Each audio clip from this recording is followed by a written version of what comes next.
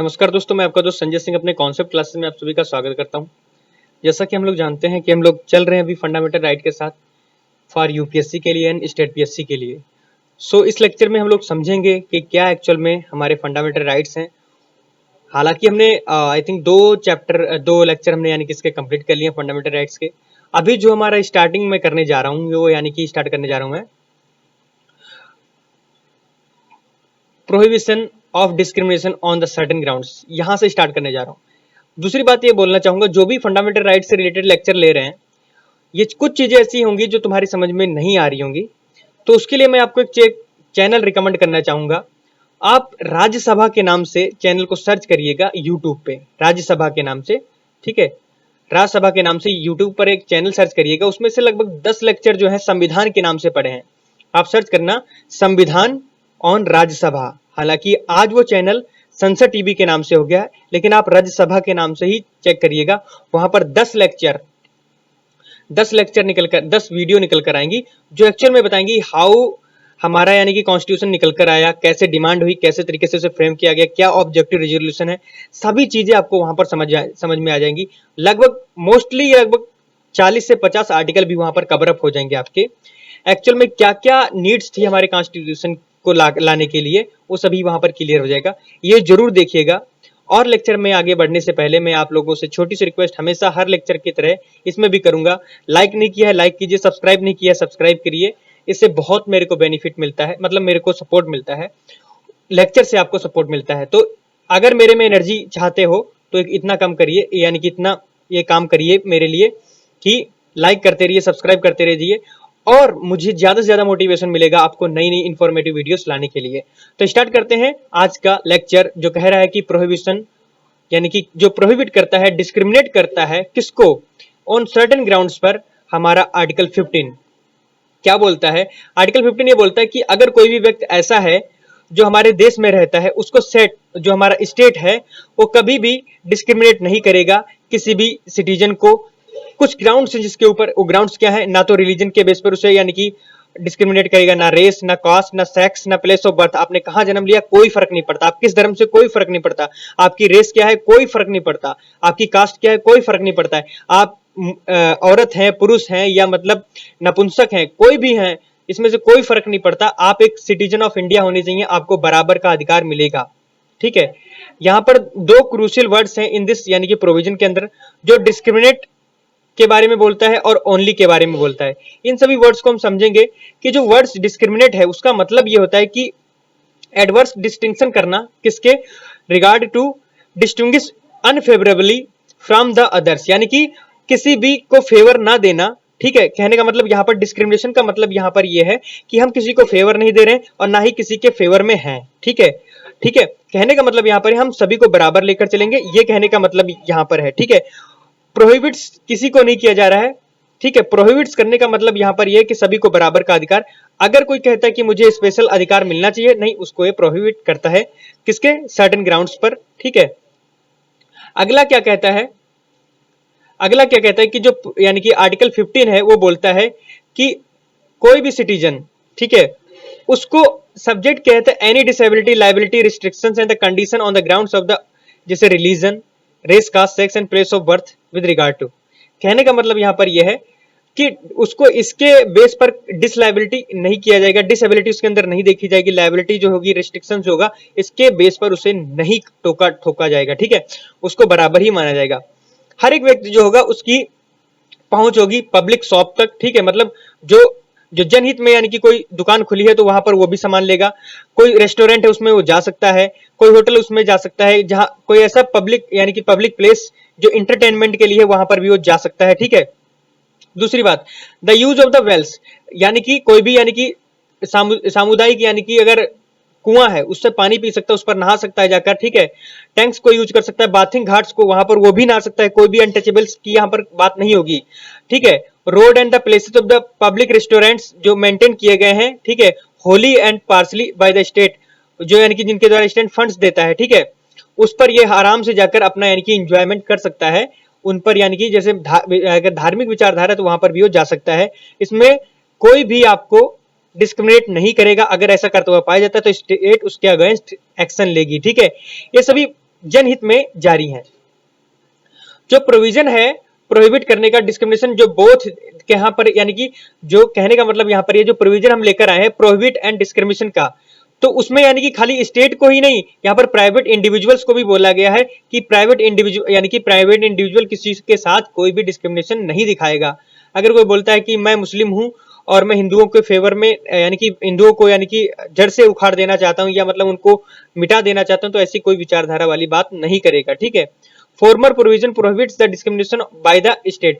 लेकिन जो पहले यानी कि जो इस आर्टिकल 15 का मतलब ये होता था कि ओनली जो आर्टिकल 15 है वो ही खाली यहाँ पर बोलता था कि वो किसी को डिस्क्रिमिनेट नहीं करेगा। लेकिन अब क्या है, चाहे वो प्राइवेट इंडिविजुअल हो, कोई भी यानी कि स्टेट हो, प्राइवेट इंडिविजुअल में मतलब मैं बात करूं कोई भी कंपनी, कोई भी यानी कि समुदाय के अंदर रहने वाले या कोई स्कूल है पर्टिकुलर, वो डिस्क्रिमिनेट नहीं करेगा किसी को।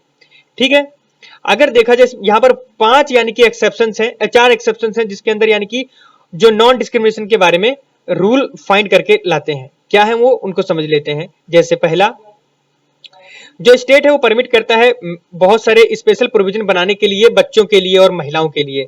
तो उसमें ये यानी कि कुछ एक्सेप्शन देखने को मिलेगा। ये मत बोलना कि हर जगह यानी कि बराबर का अधिकार मिले, वो ठीक है, लेकिन कभी कभी जो महिलाओं को यानी कि पूरे अधिकार नहीं मिल पाते हैं, तो स्टेट उनके लिए क्या करती है, बच्चों के लिए क्या करती है कि उनको बढ़ाने के लिए अलग से कुछ प्रोविजंस निकालती है, कुछ अलग से रूल फाइंड करती है, कुछ अलग से लॉज फाइंड करती है, कुछ अलग से बिल पारित करती है कि जिनमें उनको यानी कि मदद मिल सके, वो बराबर के हकदार हो सके। जैसे मैं बताऊं, जब मैं दिल्ली यूनिवर्सिटी में एडमिशन ले रहा था, तो आई थिंक एक ऐसा कॉलेज था जिसमें यानी कि लड़के लड़कियां दोनों एडमिशन ले सकते हैं, लेकिन वहां पर लड़कियों को 2% ऑफ किया गया था। मतलब अगर आपके 2% कम है तो आपको यानी कि एडमिशन मिल जाएगा, मेरे को नहीं मिल सकता था। तो लड़कियों को वहां पर बड़ा यानी कि वुमेन्स में वो आ गई, तो इसलिए उनको वुमेन्स में ज्यादा यानी कि, हाँ Dayal Singh college I think, तो दयाल सिंह कॉलेज में उसको ज्यादा वरीयता दी गई थी as a comparison to the boy, right. So for example इसमें अगर देखा जाए तो रिजर्वेशन जो है सीट्स के लिए, जैसे मैंने अभी बता दिया, उसके लिए किसी भी यानी कि वुमेन के लिए इन द लोकल बॉडीज या द प्रोविजंस या the free education of the children, बच्चों की फ्री एजुकेशन, जैसे दिल्ली में क्या है फ्री एजुकेशन चल रहा है, हमारे यूपी में भी यानी कि जो कक्षा आठवीं तक के बच्चे हैं उनको भी यानी कि फ्री एजुकेशन दी जाती है।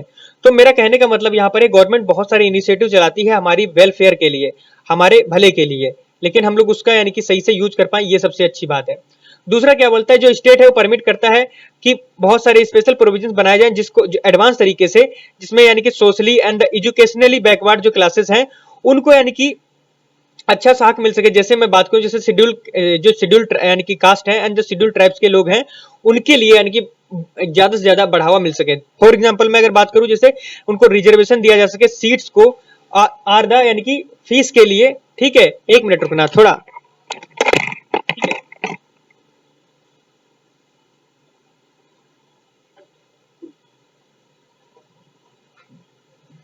अब दूसरा मैं बोल रहा था यहाँ पे कि जैसे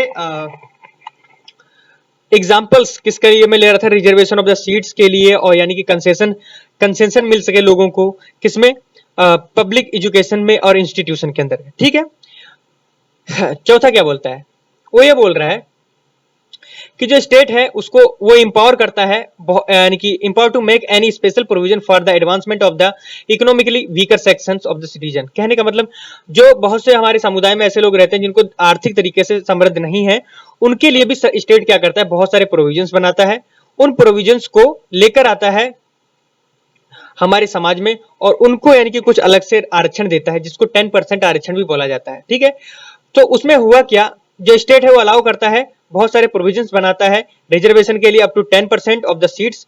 ठीक है, ये सेक्शंस किसके अंदर, एडमिशन एंड द एजुकेशन के लिए है। ठीक है, यानी कि आपको एडमिशन मिले यानी एजुकेशनल इंस्टीट्यूशन जो उनके अंदर, इंक्लूडिंग किसमें, प्राइवेट एंड द यानी कि एजुकेशनल इंस्टीट्यूशन, वेदर इसमें एडेड हो और अनएडेड हो बाय द स्टेट, या except the minorities are the educational institution. कहने का मतलब माइनॉरिटी जो इंस्टीट्यूशन है, एजुकेशनल इंस्टीट्यूशन को छोड़कर बाकी जो है उनमें यानी कि ये सभी रूल 10% का लागू होगा इकोनॉमिकली वीकर सेक्शन के लिए, ईडब्ल्यूएस के लिए। ठीक है, दिस जो यानी कि रिजर्वेशन है 10% का, ये वुड बी एडेड यानी कि would be addition to the existing reservation. यानी कि इसमें क्या कर रखा है, मतलब जो रिजर्वेशन एग्जिस्ट कर रहा है उसके अंदर भी यानी कि अगर 10 सपोज करो कोई व्यक्ति ऐसा है जो एससी कैटेगरी से आता है और इकोनॉमिकली वीकर सेक्शन में आता है, तो एससी वाला उसको तो आरक्षण मिलेगा ही मिलेगा, उसके बाद यानी कि उसे 10% जो एडिशनल जो है उसका वो भी उसे मिलेगा। ठीक है, फॉर दिस पर्पज, इस पर्पज के लिए यानी कि इकोनॉमिकली जो वीकर सेक्शन है वो would be notified by the state from the time to time on the basis of the family income and the, यानी कि जो इकोनॉमिकली वीकर सेक्शन जो है उसको यानी कि 10% अगर मिलेगा तो पूरा नोटिफाइड करके बताया जाएगा कि आखिरकार आखिरकार ये इकोनॉमिकली वीकर सेक्शन में आता है तो पूरा यानी कि उसका फैमिली इनकम क्या है, हर सोर्सेज से, किस किस सोर्सेज से, सभी से देखा जाएगा, तब उसे यानी कि इसका बेनिफिट मिलेगा। ठीक है, अदर जो बहुत सारे इंडिकेटर्स हैं जिसमें यानी कि इकोनॉमिक डिसएडवांटेज भी देखने को मिलते हैं। ठीक है, अब बात आती है reservation of the OBC in the educational institution, यानी कि हमारे जो अदर बैकवर्ड क्लासेस हैं, ठीक है, अदर बैकवर्ड क्लासेस जो हैं उसमें यानी कि उनको कैसे यानी कि एजुकेशनल इंस्टीट्यूशन में रिजर्वेशन मिले। तो मैं अभी जो बहुत सारे एक्सेप्शंस मैंने यानी कि बताया आपको, सी में जो यानी कि पार्ट जो सी था उसमें मैंने यानी एक्सेप्शंस आपको बताए थे। सी वाला पार्ट मैंने शायद यहाँ पर कहीं लिखा था, ठीक है, शायद लिखा नहीं है। तो सी वाले पार्ट में मैंने जो एक्सेप्शंस बताए थे उस पार्ट के अंदर आपको पता चल जाएगा कि आखिरकार क्या क्या एक्सेप्शंस थे हमारे रिजर्वेशन के लिए। लेकिन अब मैं बात कर रहा हूं यहां पर कि अबाउट द एक्सेप्शंस जो एडेड किए गए हैं जो 93rd amendment act of the 2005 in order to give the effect, ठीक है, इफेक्ट दिया गया है किस प्रोविजंस को, कि सेंट्रल गवर्नमेंट जो है उसको एक वरीयता दी गई कि सेंट्रल एजुकेशन इंस्टीट्यूट यानी कि क्या कर सकती है, इनेक्ट करेगी क्या सेंट्रल एजुकेशनल इंस्टीट्यूशन। उसके अंदर क्या होगा, 2006 के अनुसार जो यानी कि रिजर्वेशन दिया गया था अमेंड यानी कि एडमिशन में 2006 के एक्ट के अंदर, तो उसमें बताया गया कि वो क्या करेगा कि जो 27% जो है यानी कि कोटा, ठीक है, 27% जो रिजर्वेशन है वो कैंडिडेट जो बिलोंग करेंगे अदर बैकवर्ड क्लासेस से उनको दिया जाएगा। सभी में किन किन चीजों में जो सेंट्रल गवर्नमेंट के द्वारा यानी कि इशूड की जाती हैं, जैसे मैं बोलूं उसमें हमारा आईआईटी आ जाएंगे और आईआईएम्स आ जाएंगे। तो इसका मतलब जो हमारा इंडियन इंस्टीट्यूट ऑफ टेक्नोलॉजी है and Indian institute of the management, उसके बारे में जो इनमें एडमिशन लेना चाहेगा, ठीक है, उनको इसमें रिजर्वेशन मिलेगा, चाहे पढ़ने के लिए चाहे पढ़ाने के लिए। ठीक है, दूसरी बात, अप्रैल 2008, ठीक है, सुप्रीम कोर्ट अपहेल्ड करता है कि validity of the both amendment, जितने भी जो दोनों अमेंडमेंट हुए मैंने पहले जो बताए 2000 आई थिंक है, एक मिनट, हाँ 2005 और 2006 वाला, ठीक है, उन दोनों को अपहेल्ड करते हुए 2008 में यानी कि एक सुप्रीम कोर्ट यानी कि लेकर आता है validity of both the amendment, उनको वैलिड मान के चलता है और बोलता है कि जो एक्ट है वो यानी कि माना जाएगा, ठीक है, उनको कोटा दिया जाएगा ओबीसी वालों को। लेकिन उसने कहा कि भाई ये ठीक है मैं दे रहा हूं यानी कि जो यहां पर ओबीसी क्लास से बिलोंग करते हैं, लेकिन होगा क्या, इसमें से आपको क्रीमी लेयर वालों को अलग करना पड़ेगा, हटाना पड़ेगा। ठीक है, अब क्रीमी लेयर वाले कौन है उसको मैं अच्छे से आगे समझाऊंगा, नॉन क्रीमी लेयर क्या है उसको भी अच्छे से समझाऊंगा। ओबीसी में दो कैटेगरी में लोग बटे हुए हैं, creamy layer and non creamy layer. तो क्रीमी लेयर वाले को नहीं यानी कि कोटा मिलेगा 27% वाला, और नॉन क्रीमी लेयर वाले को मिलेगा। ठीक है, तो बहुत जो चिल्ड्रेन है फॉलोइंग डिफरेंट कैटेगरीज जो यानी कि फॉलो करते हैं, यानी कि किस कैटेगरी में आते हैं, जो हमारे अदर बैकवर्ड क्लासेस हैं जो यानी कि क्रीमी लेयर को बिलोंग करते हैं, वो कभी भी इस कोटा को नहीं पाएंगे, ना ही इसका बेनिफिट्स उनको मिलेगा। क्रीमी लेयर के अंदर कौन कौन आते हैं, वो पर्सन जो होल्ड करते हैं कॉन्स्टिट्यूशनल पोस्ट, जैसे अगर मैं बात करूं प्रेसिडेंट हो गया, वाइस प्रेसिडेंट हो गया, जज हो गया सुप्रीम कोर्ट का, हाई कोर्ट का यानी कि सुप्रीम यानी कि जज हो गया, चेयरमैन हो गया, यानी chairman are the member of UPSC का, ठीक है, and SPSC and the SPSC मतलब state service public commission, CSC and the CAG मतलब काग का मतलब कंट्रोलर एंड ऑडिटर जनरल, यार इस तरीके के जितने भी यानी कि पद हैं उनको यानी कि क्रीमी लेयर में जोड़ा जाएगा। दूसरी बात, ये जो ग्रुप यानी कि ओबीसी से बिलोंग करते हैं वो। दूसरा बात है, ग्रुप ए या क्लास 1 की जॉब जिनके पास है, या ग्रुप बी या क्लास 2 की जॉब जिनके पास है, ऑल इंडिया यानी कि ऑल इंडिया के अंदर या सेंट्रल या स्टेट के अंदर, उन सभी को यानी कि हमारी जो पहले नॉन क्रीमी लेयर में आते था, अब उनके बच्चों को या उनको क्रीमी लेयर में जोड़ा जाएगा। किसी भी इंश्योरेंस या ऑर्गेनाइजेशन के अंतर्गत, यूनिवर्सिटी के अंदर, या किसी भी एम्प्लॉयमेंट या प्राइवेट एम्प्लॉयमेंट में उनको जो काम कर रहे हैं, उन सभी को इस कैटेगरी में लाया गया है, चाहे वो एडमिशन लें चाहे यानी कि या कहीं नौकरी के लिए, उनको रिजर्वेशन इतना ही मिलेगा। दूसरी बात, जो पर्सन्स हैं, ठीक है, जो पर्सन्स हैं who are in the rank of the colonel, यानी कि बहुत सारे पर्सन्स ऐसे हैं जो कर्नल की रैंक पर होते हैं आर्मी में, ठीक है, उनकी पोस्ट जो होती है equivalent in the navy and the air forces, उनको भी यानी कि क्रीमी लेयर में जोड़ा गया है। बहुत सारे प्रोफेशनल्स में होते हैं, जैसे डॉक्टर्स हो गया, लॉयर्स हो गया, ठीक है, इंजीनियर्स हो गया, आर्टिस्ट हो गया, ऑथर्स हो गया, कंसल्टेंट्स हो गया, इन सभी को क्रीमी लेयर में जोड़ा गया है। तीसरा चौथा क्या हो गया, पांचवा पांचवा क्या होता है, पर्सन जो engage in the trade and business, बहुत सारे यानी कि मर्चेंट होते हैं, बिजनेस होते हैं, ट्रेडर्स होते हैं, उन सभी को यानी कि क्रीमी लेयर में जोड़ा गया। पीपल्स, वो सारे लोग जो यानी कि एग्रीकल्चर के अंतर्गत रहते हैं, उनके पास जमीन होती है बहुत सारी।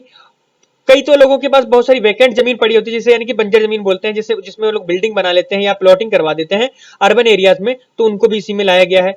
कुछ ऐसे किसान होते हैं जिनके पास यानी कि जमीन यानी कि ज्यादा होती है 5 एकड़ से, उनको भी यानी कि इसमें इंक्लूड किया गया है। कुछ पर्सन ऐसे होते हैं कि जिनके पास यानी कि 8 लाख से ज्यादा जमीन यानी कि इनकम होती है पर ईयर की, तो उसको भी क्रीमी लेयर में लाया गया है।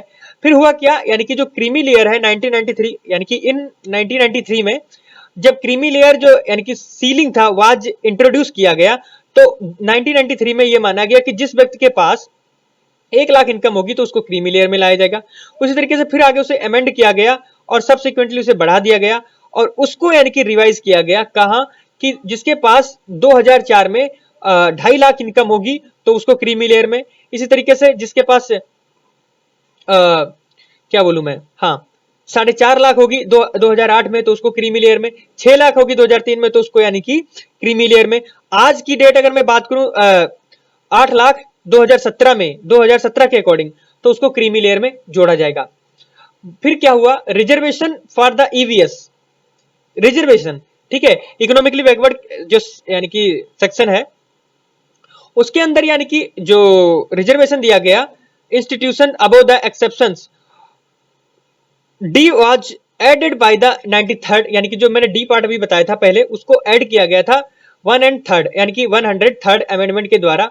उसमें यानी कि रिजर्वेशन दिया गया था 10% वाला, जो मैंने आपको अच्छे से समझाया था, ठीक है, वो 2019 में आया था, ठीक है। दूसरी बात इसमें बोला गया, in other words, in order to, अगर देखा जाए तो ये इफेक्ट किया जो यानी कि प्रोविजन था किसका, सेंट्रल गवर्नमेंट का, जो इशू किया गया था 2019 में, कि प्रोवाइड करना है उनको 10% रिजर्वेशन, ठीक है, रिजर्वेशन इकोनॉमिकली वीकर सेक्शंस को in the admission of the educational institution, किसी भी इंस्टीट्यूशन में जो वीकर सेक्शन वाले बंदे हैं या बच्चे हैं, उनको आरक्षण मिलेगा एडमिशन लेने में किसी भी इंस्टीट्यूशन के अंतर्गत, ठीक है। बेनिफिट मिलेगा, benefit of the this reservation can be added person to belonging the EVS, उनको यानी कि उनको बेनिफिट मिलेगा जो ईवीएस से बिलोंग करते हैं, but who are not covered, जो इसको कवर नहीं करती, any of the existing of the schemes, किससे, ईवीएस वही माने जाएंगे जो इसमें नहीं होंगे, ठीक है, उनको ही 10% का आरक्षण मिलेगा, वरना इससे जो बिलोंग करते हैं इन कैटेगरीज में आ जाते हैं तो उनको ये आरक्षण नहीं मिलेगा। मतलब जो एससी एसटी ओबीसी इसमें से यानी कि कोई है इकोनॉमिकली वीकर सेक्शन में, तो उनको 10% का आरक्षण नहीं मिलेगा, ठीक है। अगर इनमें से नहीं है तो उसे यानी कि मिलेगा, ठीक है। The eligibility criteria laid down this regard to the follows, पहला क्या बोल रहा है कि एक ऐसा पर्सन जिसकी जो फैमिली ग्रॉस एनुअल इनकम है 8 लाख से लेस देन होनी चाहिए, तो वो बेनिफिशियल होगा किसके लिए, ईवीएस के लिए, उसको यानी कि बेनिफिट मिलेगा रिजर्वेशन के लिए, इनकम के लिए, ठीक है। चाहे इंक्लूड करके चले यहाँ पे यानी कि सोर्सेज एंड ऑल सैलरी, जो एग्रीकल्चर या बिजनेस से किसी से भी मिल रही, प्रोफेशन से, जिससे भी, ठीक है, चाहे वो फाइनेंशियल ईयर के अकॉर्डिंग यानी कि कितना भी कमा रहा है, 8 लाख से कमाना चाहिए उसका। दूसरा क्या बोलता है कि एक पर्सन, एक ऐसा व्यक्ति जिसकी family whose family owns the or the possess any of one of the following assessed to the excluded from the being of the identified EVS irrespective of the family income। मैं अगर बोलूं 5 एकड़ से जमीन किस यानी कि 5 एकड़ of the agriculture land and above, इससे ज्यादा है तो क्रीमी लेयर में आ जाएगा, ठीक है, उसको यानी कि इकोनॉमिकली वीकर सेक्शन के अंदर नहीं रखा जाएगा, ठीक है। रेजिडेंशियल फ्लैट है उसका यानी कि कितना 1000 स्क्वायर फीट से ज्यादा है तो उसको भी यानी कि इकोनॉमिकली वीकर सेक्शन में नहीं रखा जाएगा। अगर रेजिडेंशियल प्लॉट है उसका शहर में या म्युनिसिपैलिटीज एरिया में जो 100 स्क्वायर यार्ड्स है तो उसको भी नहीं रखा जाएगा, ठीक है। तीसरा क्या है, चौथा, कि अगर प्लॉट है किसी का 200 square yards in the above of the यानी कि म्युनिसिपैलिटीज एरियाज में नोटिफाइड किया गया है, उसके बढ़कर है या इतना है तो उसे भी क्रीमी लेयर में इंक्लूड नहीं किया जाएगा। सॉरी क्रीमी लेयर में इंक्लूड किया जाएगा, ईवीएस सेक्शन में, सॉरी ईवीएस सेक्शन में उसे नहीं रखा जाएगा, क्योंकि इकोनॉमिकली वेकर कहाँ से हो गया, क्योंकि उसके पास इतना बड़ा प्लॉट है, बेचेगा आराम से, बहुत बड़ा घर बना सकता है वो। ठीक है, property held by the family in the different location, different places, cities would be clubbed while the applying the land or the property holding test to determine the EWS status। कहने का मतलब यहाँ पर ये है कि प्रॉपर्टी जो held करता है कोई फैमिली, बहुत सारे अलग अलग सिटीज में है, उनके पास प्रॉपर्टी है, तो उनको भी यानी कि डिटरमाइन नहीं किया जाएगा। ठीक है, हालांकि वो इतनी सारी प्रॉपर्टी कर रहा है तो उसको ईवीएस में कैसे आ जाएगी, इकोनॉमिकली वेकर सेक्शन होगा नहीं। अगर उसके पास ये चीजें नहीं है तब उसे इसमें लाना पड़ेगा ना। ओके, फिर चौथा क्या बोल रहा है कि family for the purpose of would be include the persons to who seeks the benefits of the reservation his her the parents siblings below the age of the 18 years as also his her spouse of the children below the age of the 18 years। कहने का मतलब यहाँ पर यह है कि family for the purpose for this purpose would be include the person, यानी कि वो जो फैमिली जो यानी कि किस पर्पस के लिए इंक्लूड करके चल रही है कि पर्सन को जो बेनिफिट उठाना चाहता है किसका, रिजर्वेशन का, किसके लिए, अपने पेरेंट्स के लिए, सिबलिंग्स जो यानी कि सिबलिंग्स मतलब यानी कि जोड़ा, ठीक है, जो बिलो है किससे, एज ऑफ 18 years एंड या वो स्पाउस से, मतलब जोड़ा है, मतलब जो स्पाउस का मतलब ये होता है कि एक कहते नहीं है, मैं अगर पुरुष हूं तो मेरे साथ कोई औरत, तो इस तरीके का उनका 18 ईयर से कम होना चाहिए। तो इस लेक्चर में इतना ही। आशा करता हूँ मेरा लेक्चर इन्फॉर्मेटिव रहा होगा, हालांकि मैं थोड़ा स्पीड में पढ़ाता हूँ, तो कोशिश करिएगा चीज़ों को कवर अप कर लीजिएगा, क्योंकि कंटेंट ज़्यादा है, चैप्टर बड़ा लंबा है, मैं सेक्शन को बांटते बांटते थोड़ा तंग हूँ, तो कोशिश करता हूँ कि लेक्चर आप अच्छे से समझ पाएँ। अगर कोई डाउट है तो कमेंट बॉक्स में भेजिए, मैं सॉल्व करने की कोशिश करूँगा। बाकी उम्मीद इतनी है कि आपको हर चीज़ समझ में आए, और चैनल को लाइक और सब्सक्राइब करिए यार, बस इतना बहुत है। Thank you for watching this video and last में इतना बोलूँगा, जय हिंद। ठीक है।